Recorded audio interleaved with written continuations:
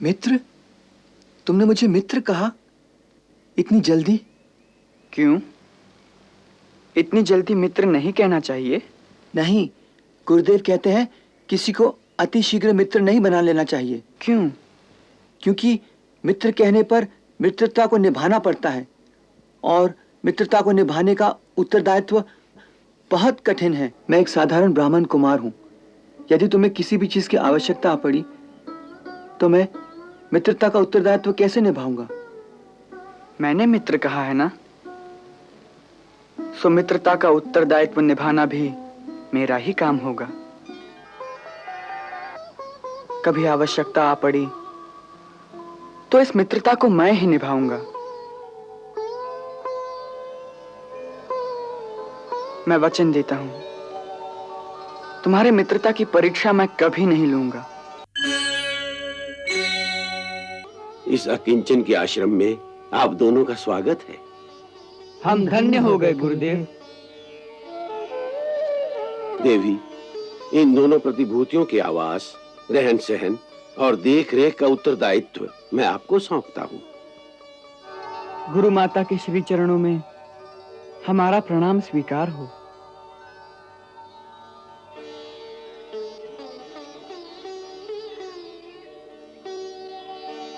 चिरंजीवी हो वत्स।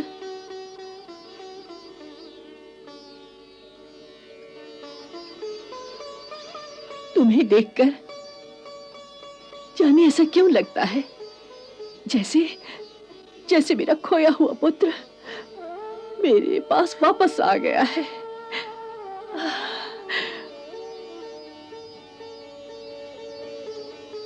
मैं तुम्हारा ही पुत्र हूं माता।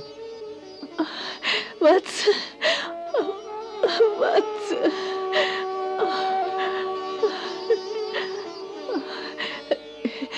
चलो, मैं तुम्हारी सब व्यवस्था किए देती हूँ।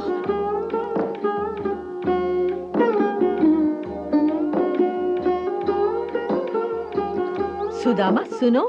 गुरु माता, मुझे याद है कल आपने कहा था पानी कम हो गया है, इसलिए मैंने आज आपकी रसोई में 5 घड़े पानी रख दिए हैं। बहुत अच्छा किया। मैंने तुम्हें ये पूछने के लिए बुलाया है कि तुम्हारी कुटिया में कितने और ब्रह्मचारी हैं। जब से पांडुरंग और सबल चले गए हैं, मैं बिल्कुल ही अकेला रह गया हूँ। अच्छी बात है। तो अब से ये दोनों भी तुम्हारे साथ रहेंगे।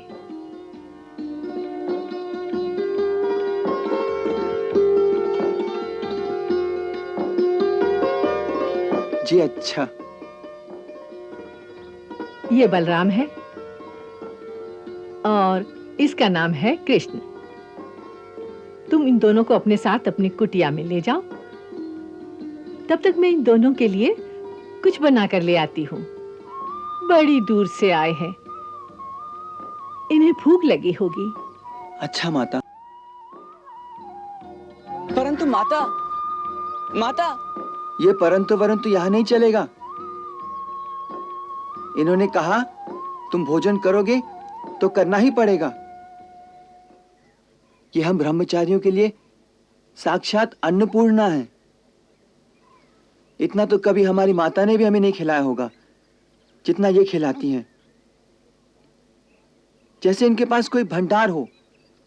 कभी कभी तो हमें गांव से भी भिक्षा कम मिलती है, फिर भी इनका भंडार कम नहीं होता। चलो मेरे साथ, वह भी आ जाएंगी।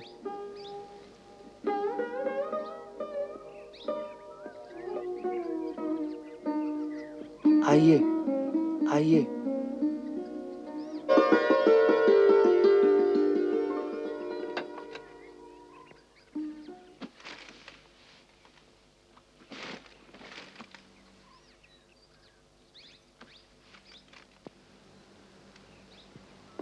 रहने दो, हम अपनी चटाई स्वयं बिछा लेंगे।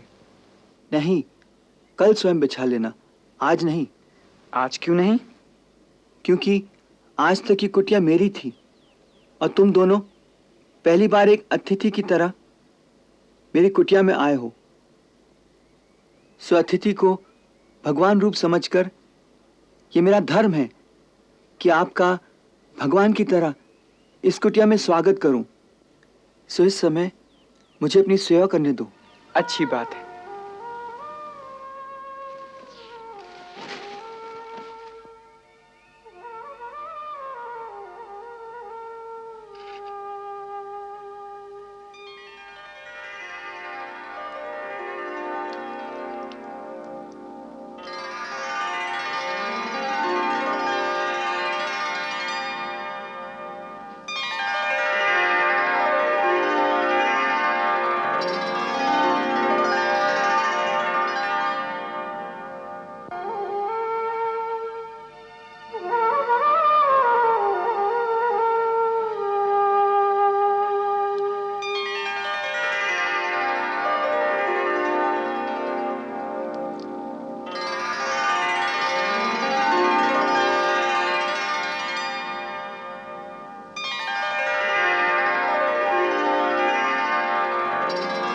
आइए विराजिए।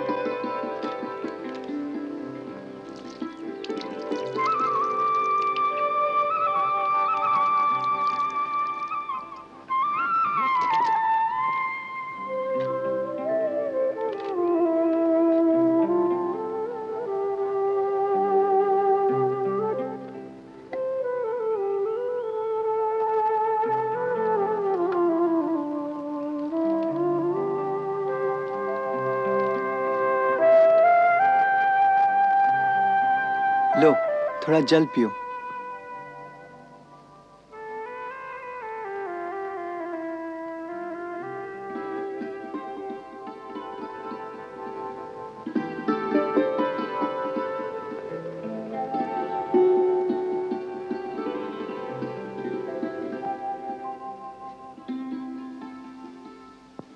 वाह, तुम्हारे जल से ही तृप्ति हो गई मित्र। मित्र? तुमने मुझे मित्र कहा? इतनी जल्दी? क्यों? इतनी जल्दी मित्र नहीं कहना चाहिए। नहीं, गुरुदेव कहते हैं किसी को अति शीघ्र मित्र नहीं बना लेना चाहिए। क्यों? क्योंकि मित्र कहने पर मित्रता को निभाना पड़ता है और मित्रता को निभाने का उत्तरदायित्व बहुत कठिन है। इसलिए किसी को पूरी तरह परखे बिना उसे मित्र नहीं बना लेना चाहिए। हमने तो तुम्हें परख लिया, इसीलिए मित्र कह दिया। इतनी जल्दी कैसे परख लिया? तुम तो मुझे जानते भी नहीं। देखो, मैं एक साधारण ब्राह्मण कुमार हूं। यदि तुम्हें किसी भी चीज की आवश्यकता पड़ी तो मैं मित्रता का उत्तरदायित्व कैसे निभाऊंगा? मैंने मित्र कहा है ना, सो मित्रता का उत्तरदायित्व निभाना भी मेरा ही काम होगा। कभी आवश्यकता आ पड़ी तो इस मित्रता को मैं ही निभाऊंगा। मैं वचन देता हूं, तुम्हारे मित्रता की परीक्षा मैं कभी नहीं लूंगा। अब बोलो, मुझे अपना मित्र बनाओगे कि नहीं? तुम तो सचमुच भगवान की तरह ही उदार हो। आज जीवन में पहली बार किसी को मित्र बनाने का आनंद पाया है मित्र। कृष्ण, बलराम, सुदामा,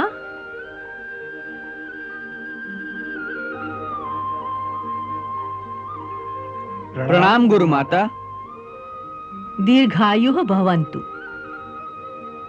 आज वन से लकड़ियां लाने की बारी तुम लोगों की है। सो तनिक जल्दी चले जाओ। आकाश में बादल छाए हुए हैं, कहीं वर्षा ना आ जाए। परंतु पहले मुझे आपकी रसोई में पानी के 5 घड़े रखने हैं। इसके लिए मैं किसी और को कह दूंगी। अभी तुम लोग चले जाओ ताकि वर्षा आने से पहले तुम लोग लौट आओ। गुरु माता, आज पानी भरने के लिए हम दाऊ भैया को यहाँ छोड़ जाते हैं। लकड़ियां हम और सुदामा ही ले आएंगे। अच्छी बात है, किंतु वन में अधिक दूर तक मत जाना। दूर तो जाना ही पड़ेगा। क्यों? क्योंकि आश्रम के आसपास किसी पेड़ में सूखी लकड़ियां ही नहीं बची और गुरुदेव का आदेश है कि पेड़ों से हरी टहनियां कभी नहीं काटना, केवल सूखी टहनियां ही काटना, या फिर जो सूखकर स्वयं गिर गई हो उन्हें इकट्ठा करना। परंतु फिर भी वर्षा का ध्यान रखना और सांझ से पहले ही लौट आना। लो, ये चने अपने साथ ले जाओ। देखो, मैं आधे आधे तुम दोनों के पल्लू में बांध देती हूं।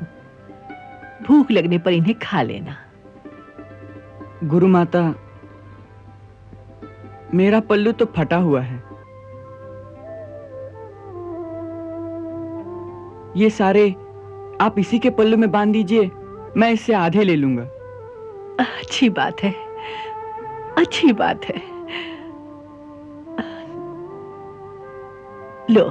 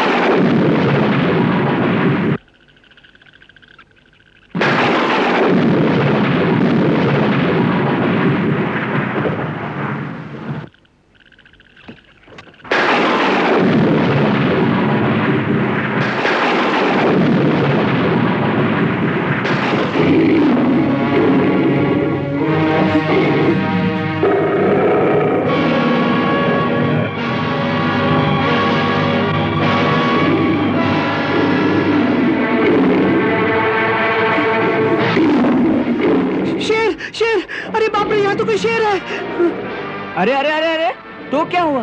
डरते क्यों हो? पूछते हो डरते क्यों हो? वो हमें खा जाएगा। अरे वाह, मेरे होते कैसे खा जाएगा? तुम कोई शेर बब्बर हो जो तुमसे डर जाएगा। ये भी ठीक है। फिर तो एक ही उपाय है बचने का। क्या? किसी पेड़ पर चढ़ जाते हैं। सुना है कि शेर पेड़ पर नहीं चढ़ सकता। हाँ, ये ठीक है। अरे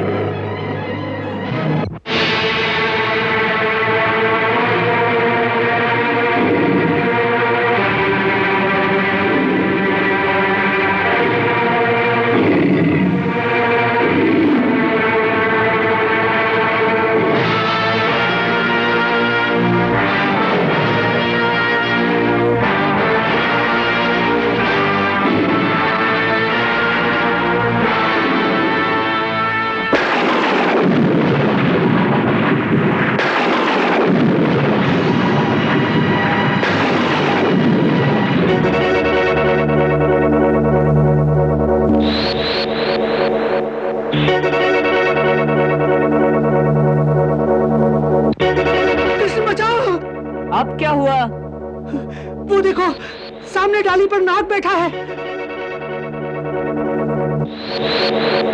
तो क्या हुआ? उस बेचारे को भी तो बरखा से बचने का कोई स्थान चाहिए। इसे बेचारा कहते हो?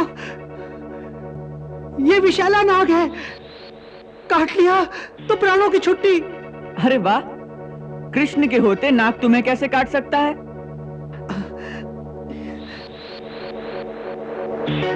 अरे तुम अपने आप को समझते क्या हो? जो नाग भी तुम्हारे डर से मुझे नहीं काटेगा। अच्छा अच्छा, तुम घबराओ मत, मैं उसे हटा देता हूँ। हे नाग देवता, मेरा मित्र तुम्हारे कारण भयभीत है, इसलिए तुम किसी दूसरे पेड़ पर चले जाओ।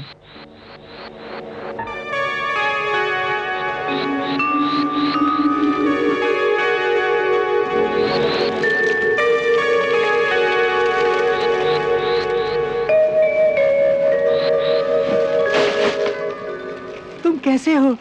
तुम्हें डर भी नहीं लगता?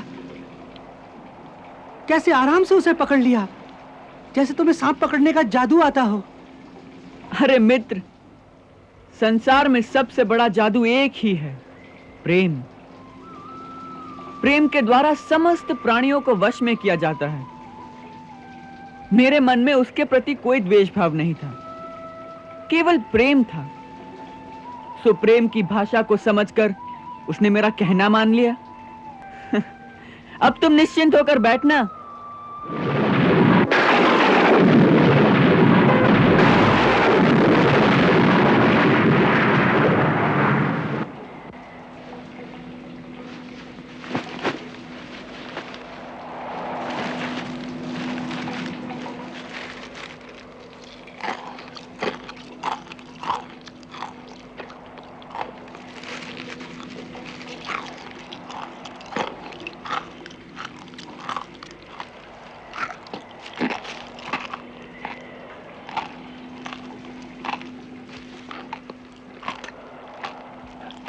अरे, ये कटकट की आवाज कैसी आ रही है? कुछ खा रहे हो क्या? नहीं, ये तो सर्दी के मारे मेरे दांत कटकटा रहे हैं। अच्छा, बहुत सर्दी लग रही है क्या? हाँ, सारा शरीर भीग गया है। ओह, मुझे भी बहुत सर्दी लग रही है। सुना है कुछ खाने से शरीर में गर्मी आ जाती है। तो लाओ वो चने जो गुरु माता ने दिए थे, दोनों बांट के खा लेते हैं। चने? चने कहाँ हैं? तुम्हारे पल्लू में बांधे थे ना? मेरे पल्लू में?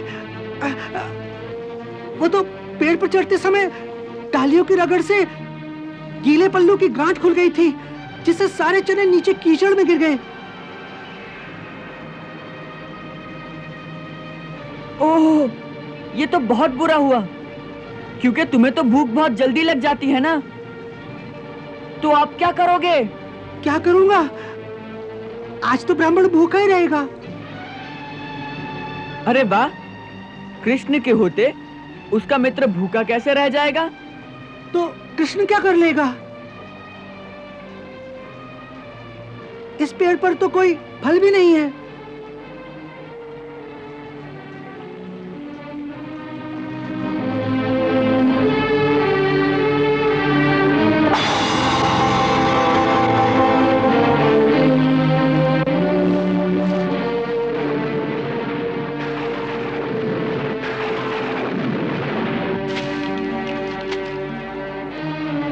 पेड़ पर फल ना सही, परंतु कृष्ण के पास खाने का चबैना तो है। तुम्हारे पास चबैना है? कहां से आया? वो मुझे भूख कम लगती है ना। तो जब पिछली बार वन में लकड़ियां लेने आया था, उस समय गुरु माता ने जो चने दिए थे, वो अब तक मेरी अंटी में बंधे हुए थे। ये देखो, 2 मुट्ठी भर चने निकल आए।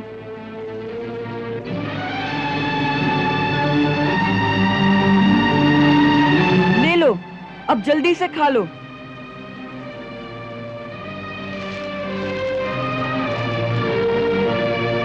अरे, ये क्या? ये दोनों मुट्ठी तुम्हारे लिए ही है। नहीं, ये मैं नहीं ले सकता। तुम क्या खाओगे? मैंने कहा ना, मुझे भूख नहीं लगती। ले लो, ये तुम्हारे लिए ही है। नहीं, नहीं, मैं नहीं ले सकता। देखो, मित्र की दी हुई वस्तु को ठुकराते नहीं। ले लो। नहीं नहीं, मैं नहीं ले सकता। मगर क्यों नहीं ले सकते? क्योंकि मैं इसका अधिकारी नहीं हूँ। मैं तुम्हारी मित्रता का भी अधिकारी नहीं हूँ। मैंने तुम्हें धोखा दिया है कृष्ण, मैंने तुम्हें धोखा दिया है। गुरु माता के दिए हुए सारे चने तुमसे झूठ बोलकर मैं अकेला ही खा गया हूँ। मैंने झूठ बोला है, मुझे क्षमा कर दो, मुझे क्षमा कर दो मित्र, मुझे क्षमा कर दो। अरे, जिसे मित्र कहते हो उससे क्षमा मांगकर उसकी मित्रता को लज्जित ना करो मित्र। क्षमा मांगने से मित्रता के रिश्ते को लाज लगती है। अरे, मुझे धोखा देने का पूरा अधिकार है तुम्हें, क्योंकि मित्रता की पहचान यही है कि यदि एक मित्र धोखा भी दे तो भी दूसरा उसे मित्रता की पहचान समझकर उस धोखे को हंस के स्वीकार कर ले। अरे, यदि दोनों एक दूसरे के लिए अच्छे अच्छे रहेंगे तो मित्रता की पहचान कब होगी? इसलिए फिर कभी क्षमा मांगकर इस रिश्ते को लज्जित ना करो मित्र। मित्र बने हो तो मित्र की अच्छाई बुराई सब भूल जाओ, केवल मित्र बने रहो, बस केवल मित्र।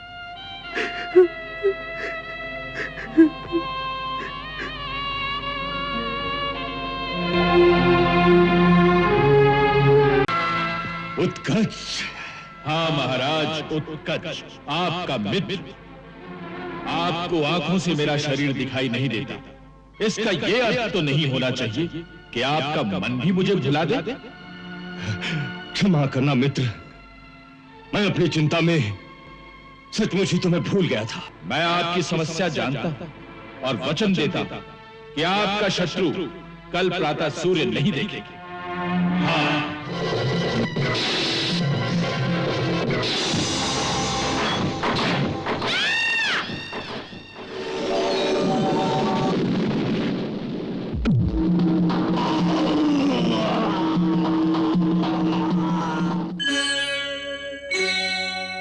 पूतना गई, लौट कर नहीं आई।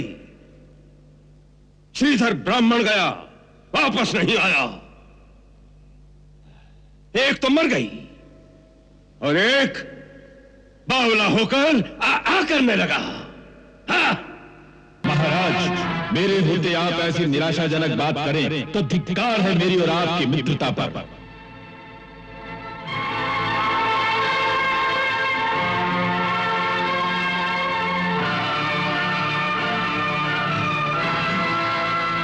उत्कच। हाँ महाराज, उत्कच आपका मित्र।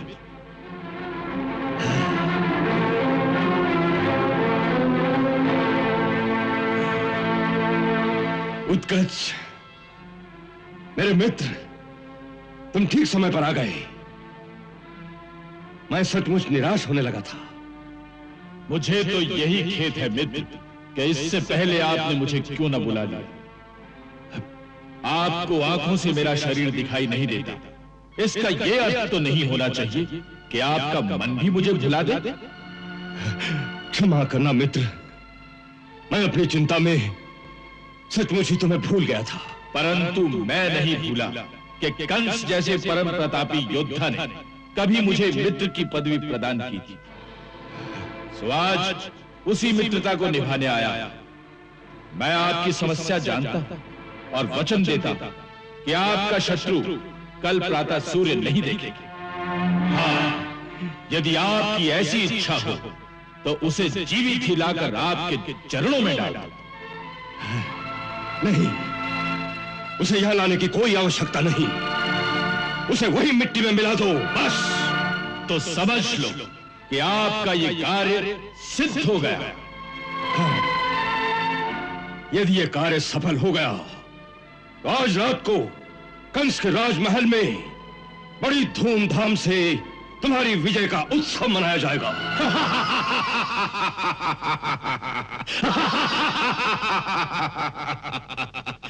ये यदि का शब्द मेरी शब्दावली में नहीं है। मैं दैत्यराज हिरण्याक्ष का पुत्र उत्कर्ष सबके सामने प्रतिज्ञा करता हूं कि आज ही सूर्यास्त से पहले आपके शत्रु का अंत कर दूंगा। आप उत्सव की तैयारी करें। अवश्य।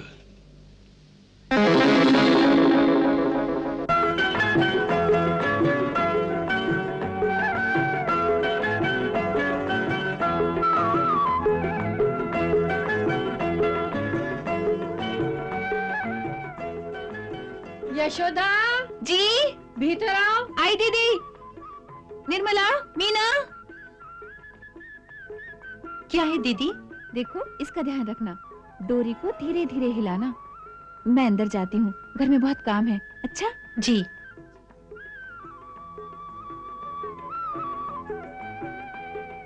मिर्ची को अच्छी तरह फैलाना चाहिए, धूप लगनी चाहिए ना, ऐसे।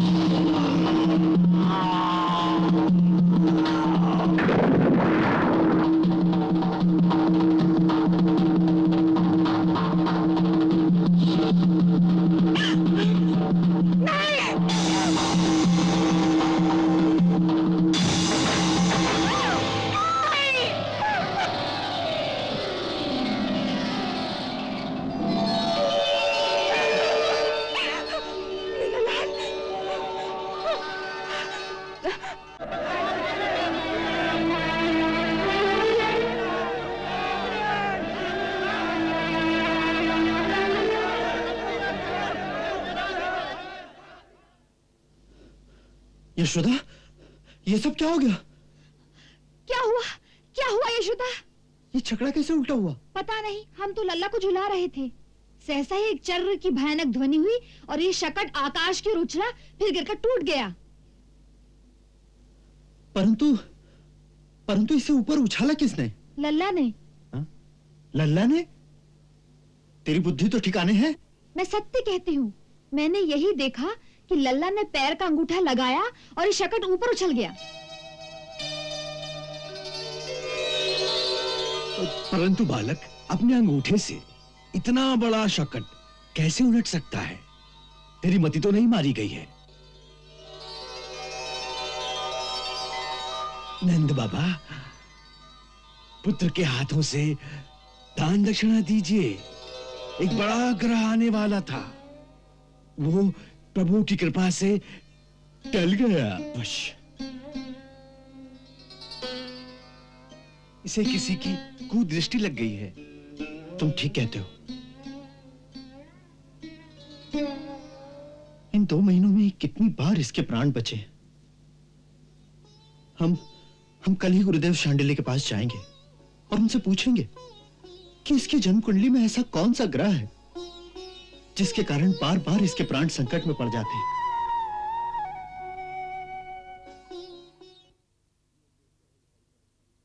ये तो स्वयं संकटहारी है।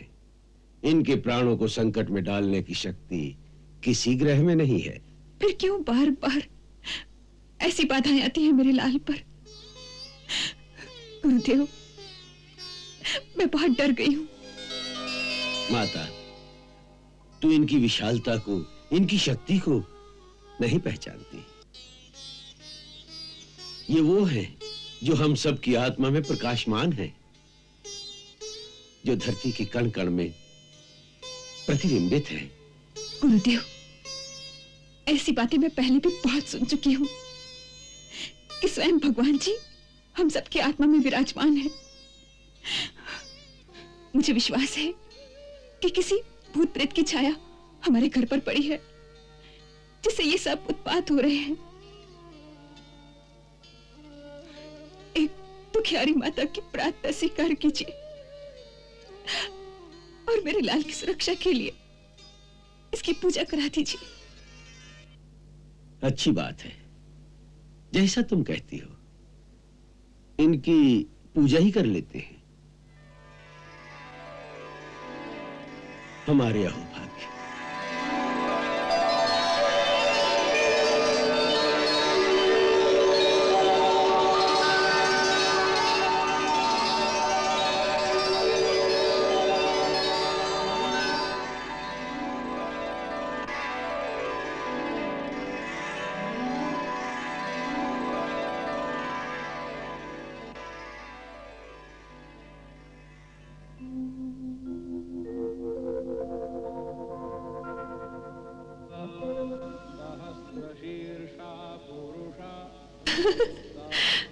वाह, क्या लीला है आपकी।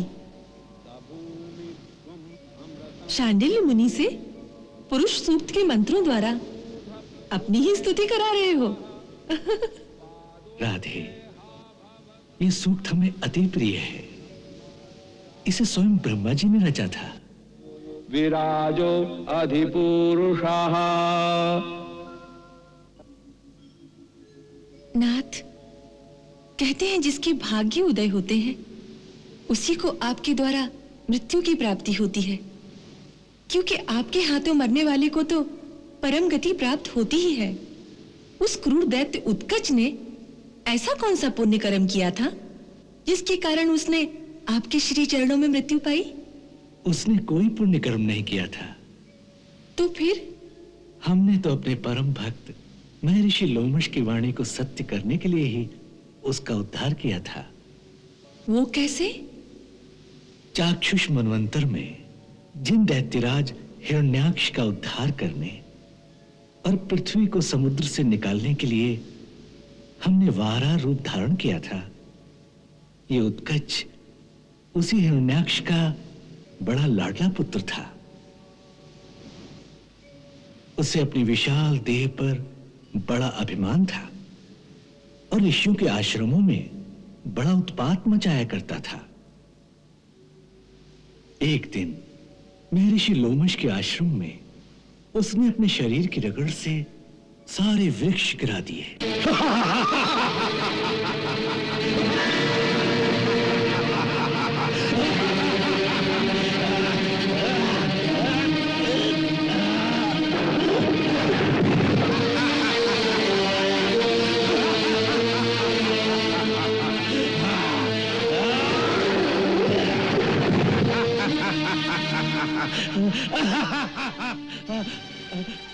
ऋषि को उन निर्दोष वृक्षों के नाश पर बहुत क्रोध आया और उन्होंने इसे श्राप दिया। हे दुर्मति, तुझे अपनी देह पर बहुत गर्व हो गया है। जा, देह रहित हो जा। विदेह भव दुर्मते।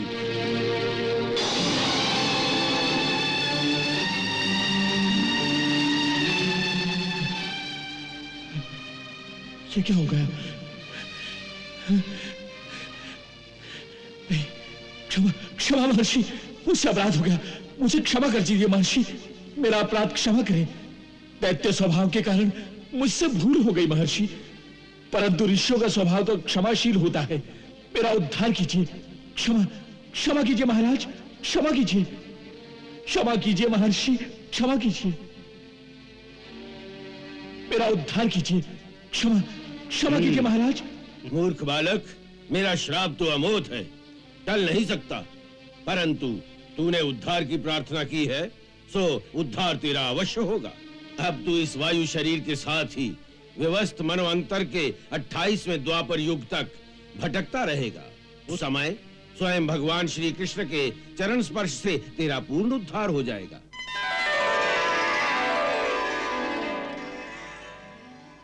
राधे, हमारी अपनी आन रहे न रहे, परंतु एक भक्त का वचन हम कभी झूठा नहीं कर सकते। सो एक भक्त का दिया हुआ वचन तो हमें पूरा करना ही था। प्रभु, आपकी लीला आप ही जाने।